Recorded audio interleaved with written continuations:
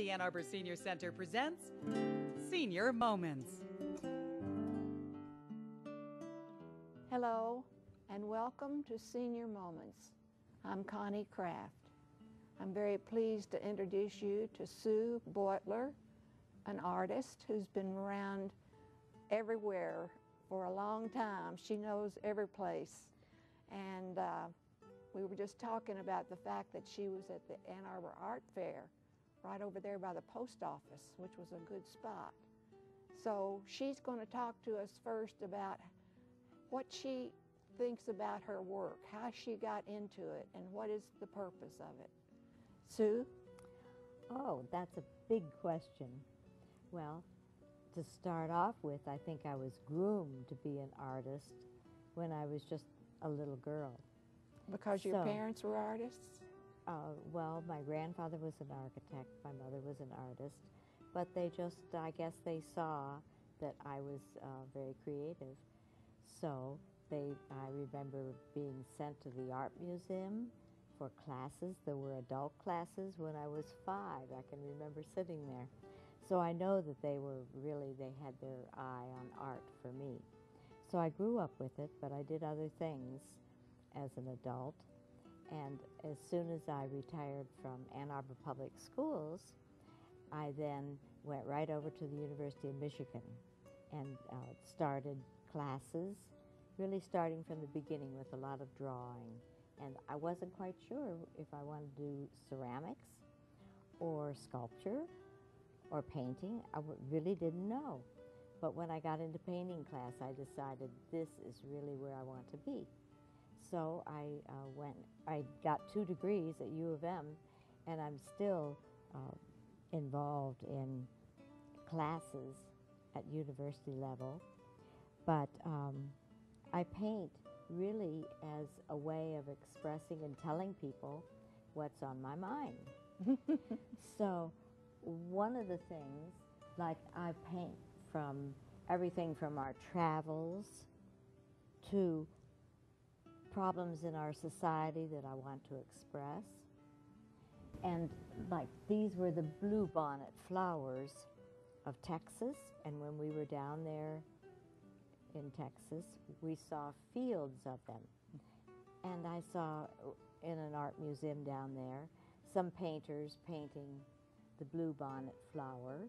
It is their state flower. It's that brilliant a blue? Yes, and it's so wonderful. So that's why I painted that, just to see what I could do.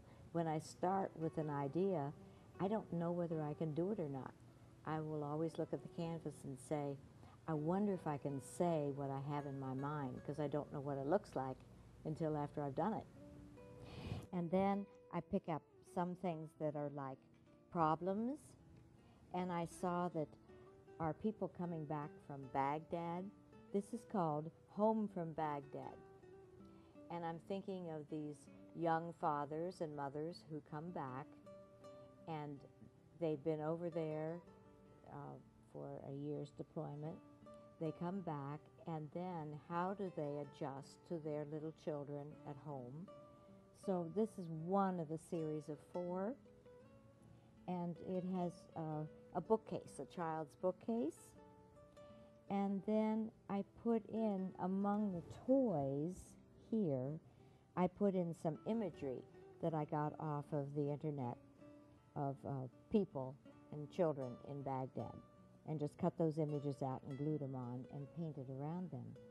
So that this is like the juxtaposition.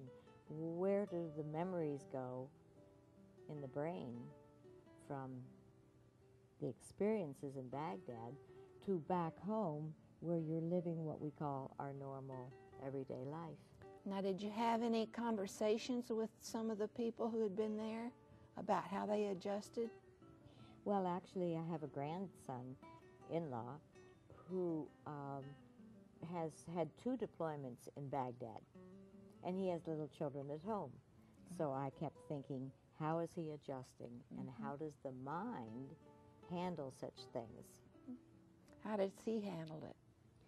Well, I think it was hard at first, but he stayed in the Army, so he has that support of the people in the Army now. I think it's particularly hard for the ones who come home and they are out of the Army and fending for themselves out in our society, and it's hard then. I can only imagine how hard it must be. You mentioned you retired from the Ann Arbor Public Schools. Yes. Would you tell us something about that career?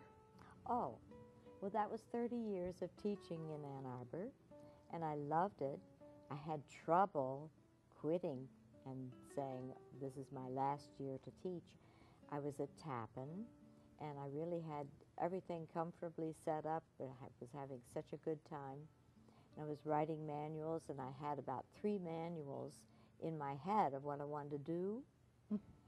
And it's true that 30 years were up, and I promised my husband that I'd retire after 30 years so we could do some other things.